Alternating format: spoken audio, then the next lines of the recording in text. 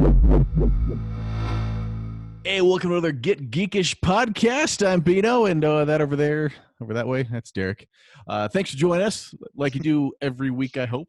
It's Get Geekish podcast. You can find us on the social media at Get Geekish. And this week, we decided to talk about Bill and Ted Face the Music. It's, just came out on VOD last week. Today, the day we were recording this, happens to be Keanu Reeves' birthday. Whoa.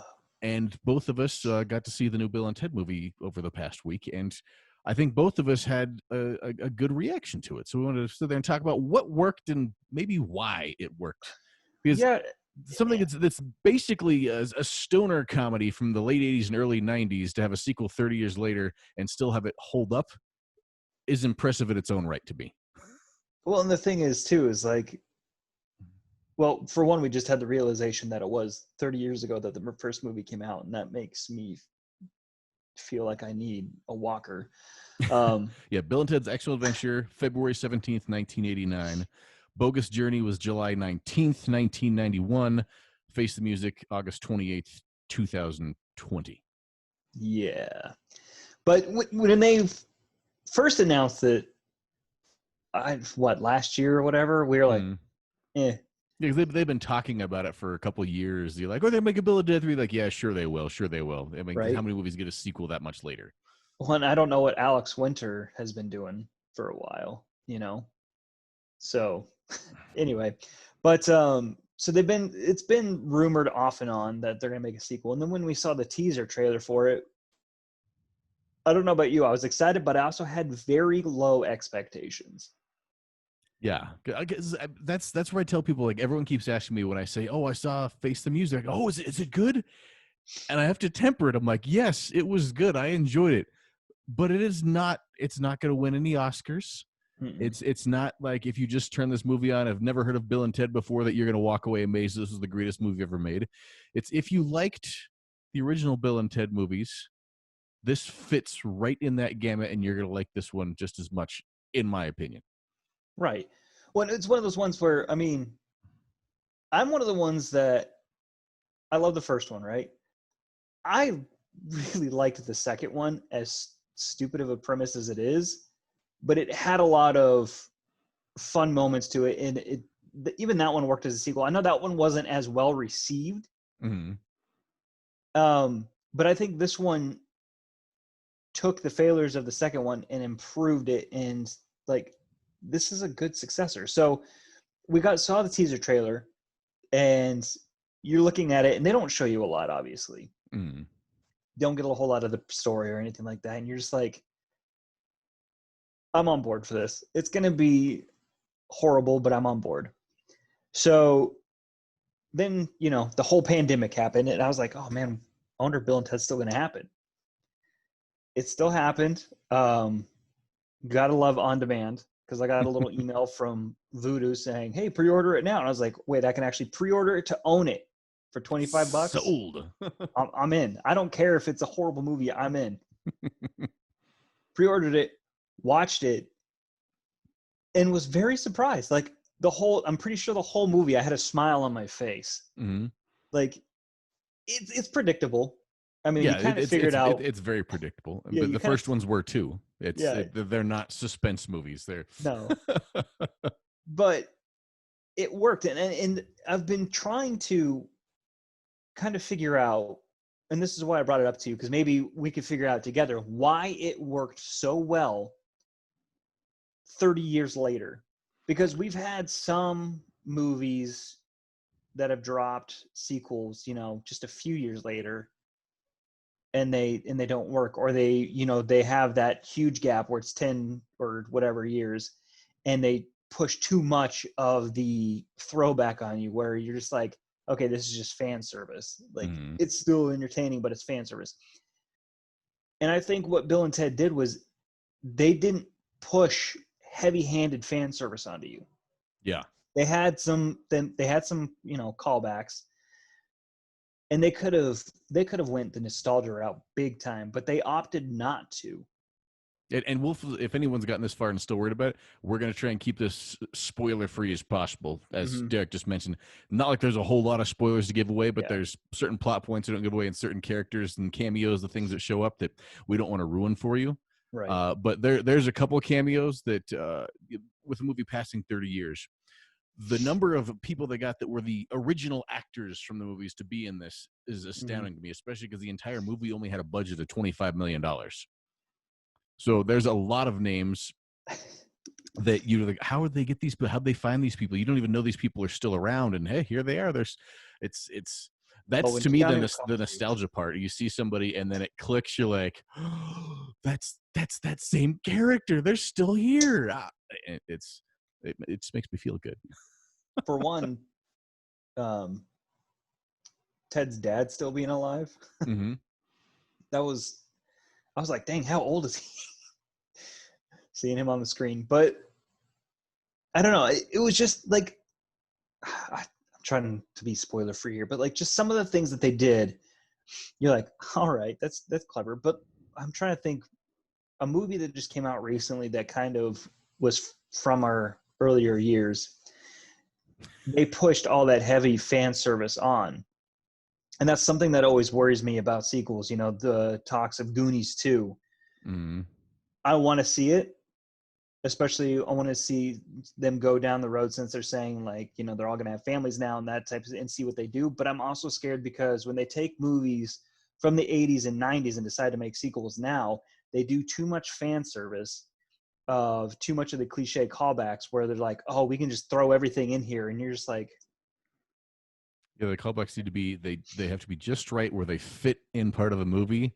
And it's almost like they're subtle enough that you almost have to catch it when it comes across with bells and was like, hey, remember me? I was in the first movie. Remember me? It kind of just takes the magic out of it. And that's the problem with the sequels, is they throw even sequels nowadays, they throw the callbacks right in your face because they don't trust the viewer to be smart enough to get that.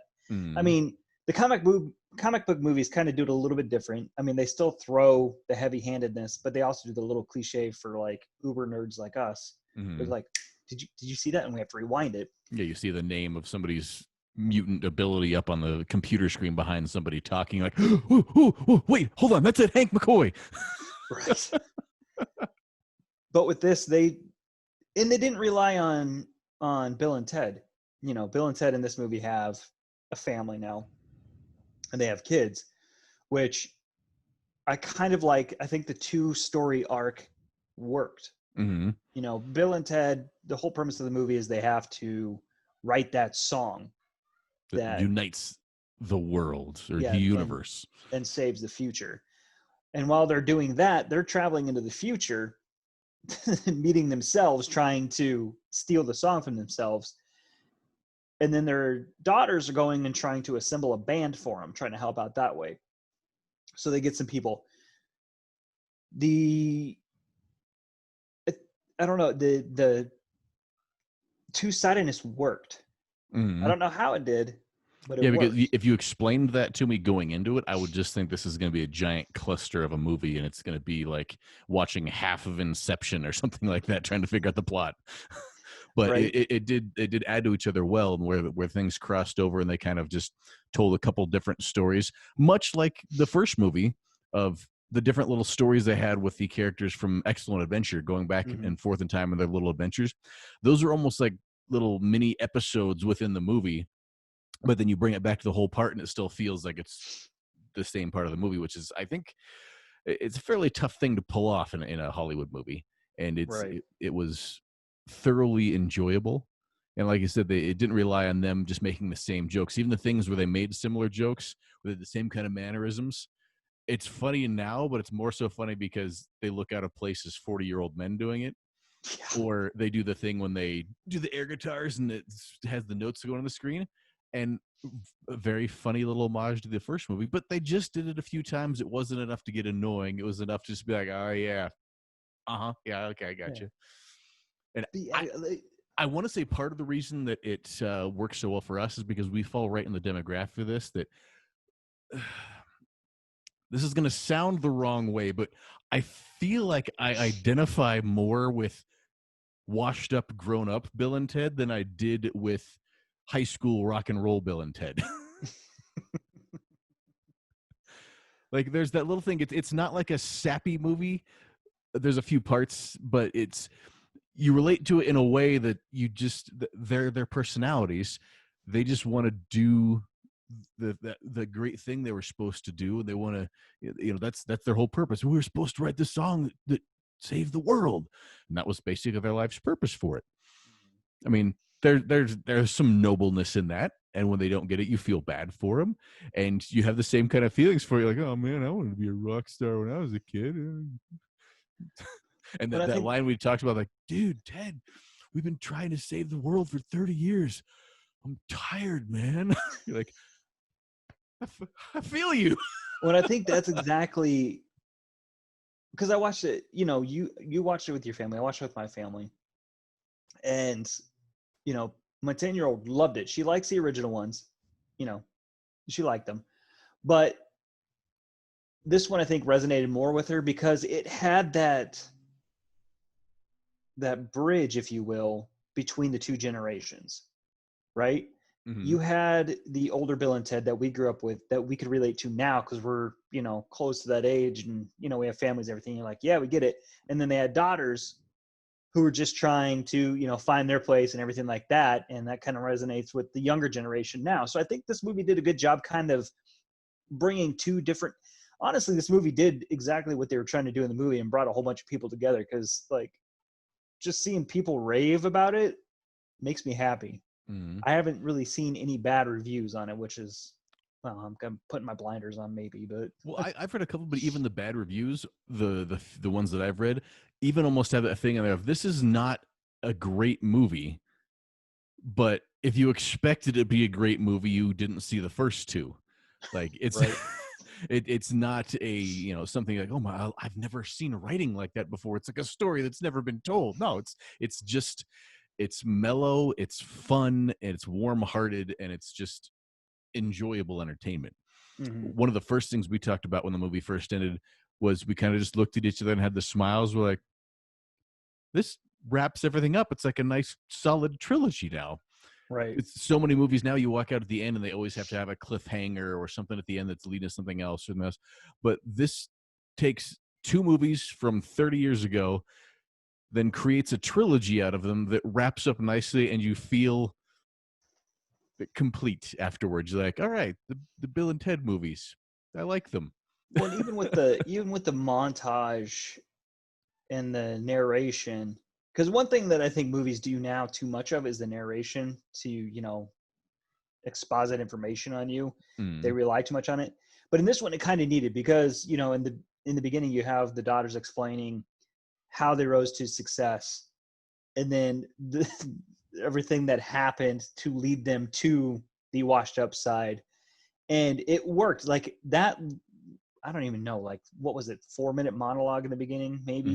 Mm-hmm. Yeah. Yeah. It worked, taking the stuff from those two movies and making it fresh. And setting up this movie perfectly. Yeah. They didn't have to waste time and give you half an hour of backstory to explain who Bill is. They just got it out of the way. Like, hey, if you haven't seen him, here's what happened. If you saw him, here's a refresher. We're going to go through this. Bam, We're in. Here's what happened. Here's how they succeeded. And then, because like at the end of Bogus Journey, you have that, like, they do the little newspaper clippings and everything like that. They, form a band with Death and they become super popular, everything like that. And then the beginning of this kind of just takes that and then brings it to now, which again, yeah, it's exposition and whatever, but it worked. It really did. Mm-hmm. And one of the bad things I have read others say about the movie, and I can kind of agree with, is oddly enough, the worst part about Bill and Ted Face the Music is the music in the movie. And it's not that it's bad music, but there's just, like, you look through the whole soundtrack and it's a bunch of kind of forgettable, angsty rock bands that, there's like, I think there's one or two songs I really like, but the rest of them were just, okay, it reminds me of a 90s movie soundtrack. You didn't like that final song, man? They didn't bring it together? It was okay, but for being the song that united all of humanity and stuff like that goes together. But it did also lead to one of the biggest quotes, which was in the end monologue when they're talking about stuff that I don't feel like I can say without ruining it a little bit. But that quote about music and playing music together, for some reason, that really like got me right in the emotions, I guess. As you start talking about that, I'm like, oh, It's true. the world needed that right now. Right. We don't all need to be right. We just need to work together. So, like, my one real problem that I had with it was when the daughters were on their little quest, Mm-hmm. and they're meeting these famous musicians throughout history and spouting quotes about them. When they go back to whatever BC that was with the caveman drummer, and they're like, "Oh, this is the most bodacious drummer," blah blah blah. I'm like, how do you know that?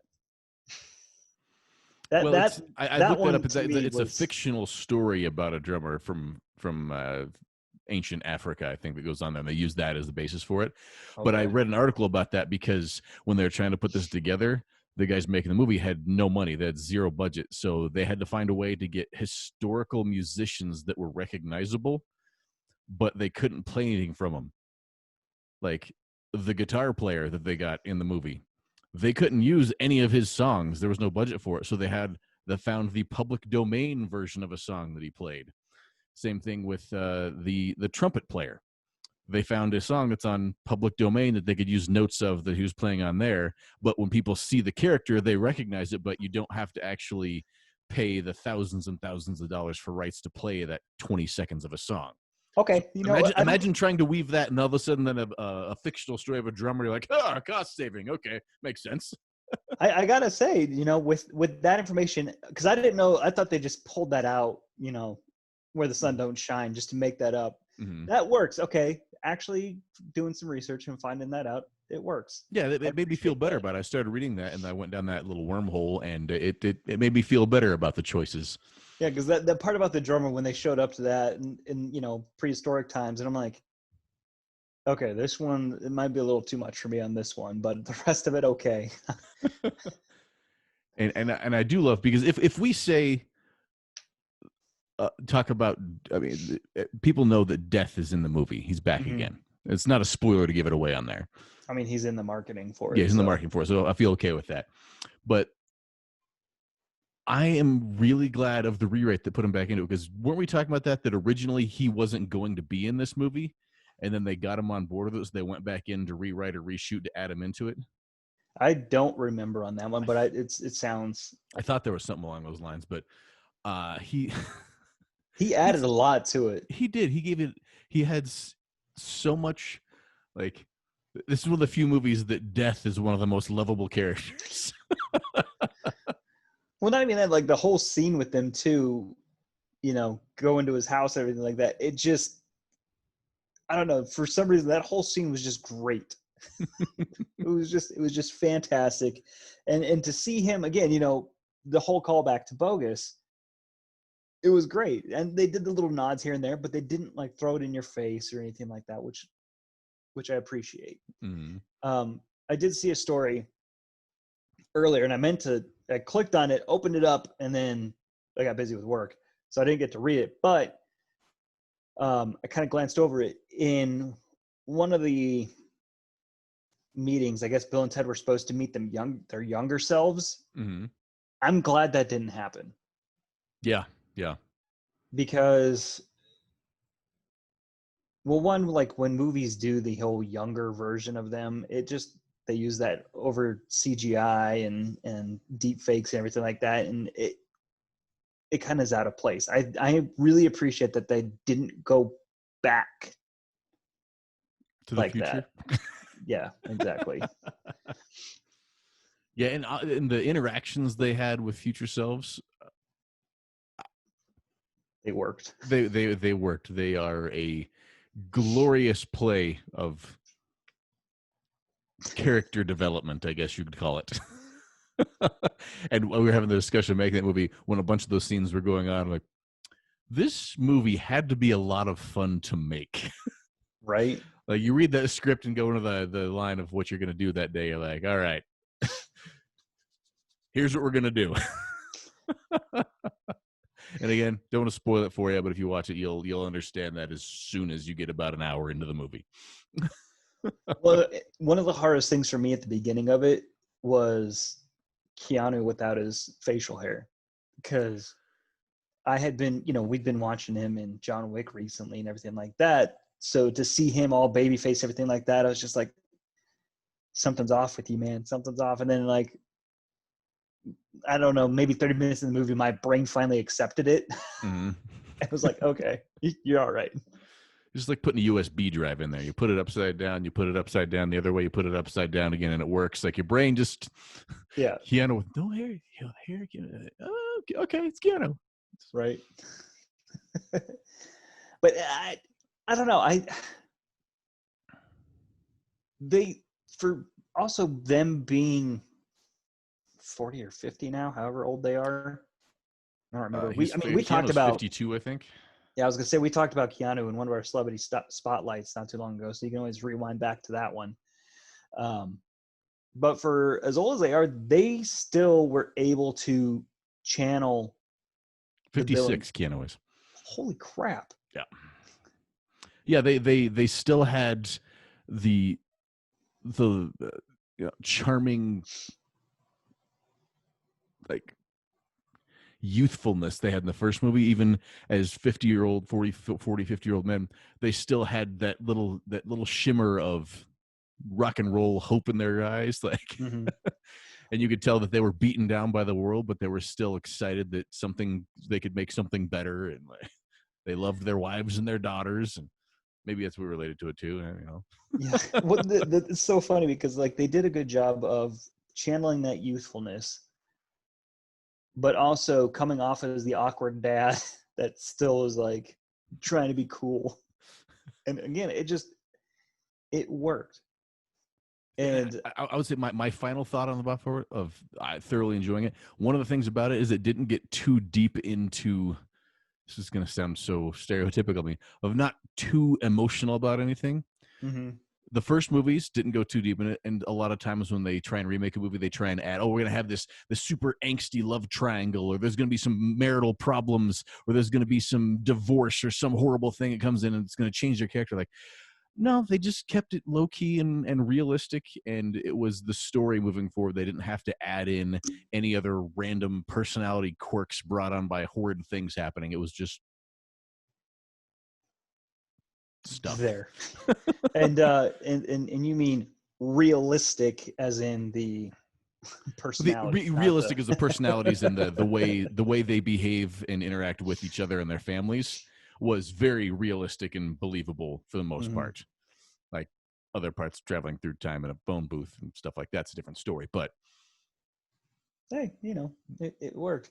Yeah. So what would you rate it? Because I mean, this was actually one of the very few movies that I've rated on Vudu after I got done watching it, and I did it with a smile on my face. I gave that sucker 5 stars on Vudu. I would. I mean, like I always tell people, if you didn't like the first ones, don't listen to what I'm saying. But I'm going to watch this movie again, and mm-hmm. I have a feeling it's going to have some pretty good replay value because there's a lot of Easter eggs and things that I probably didn't notice the first time through. And it's one of those I could imagine that it's like one of the 80s comedies I still watch now. I'll be able to put this on every once in a while. I could always see it. I could always watch Bill and Ted. Yeah, okay, yeah, cool. It's always on. And I as far as that goes, it's definitely in my echelon of yes, good thumbs up movies. Well, especially because I think another thing that just made it is usually when movies come out, you always get mixed reviews, mixed emotions, especially on like social media, right? Mm-hmm. We kind of share a lot of the same friends on Facebook, and after Bill and Ted, it was just nothing like, oh, Bill and Ted's so much fun. Bill and Ted is excellent. Oh, it's great. I'm going to watch it again. That type of stuff from I had a handful of different people. I think it's like we talked about before when we talked about Keanu Reeves and Bill and Ted's first movies. The world kind of needed this right now. Mm-hmm. Theaters have been shut down and cooped up. People are just yearning for something new, and this is one of the first new movies that's come out in a while. And to have it be this feel-good thing that actually lives up to what little expectations we had is just such a breath of fresh air. But I think that's the thing too, is like it wasn't over marketed because they did the teaser before the pandemic started, right? And then the pandemic started and they kind of there wasn't any marketing or anything like that. And then I didn't see anything for a while until like maybe last month. It was like Bill and Ted Face the Music, but it wasn't a lot. It was just the same basic kind of teaser trailer that we've seen. Mm-hmm. And when I got the email saying you could pre-order, I was like, already? I didn't think this was coming out this year. My money. All right, well, so we'll let people get back, but let us know what you think of Bill and Ted Face Music at Get Geekish on social media. And I got to throw that my favorite cameo, well, one of my favorite cameos, Jesus on the cowbell. The whole time switching thing was a lot of fun to watch. Yeah. So do yourself a favor. If you're a fan of Bill and Ted at all, then Face Music, I feel like I can safely assure you that you're going to enjoy it. But let us know what you think at Get Geekish. And then him and me, we'll talk at you next week. Yeah. Be excellent to each other.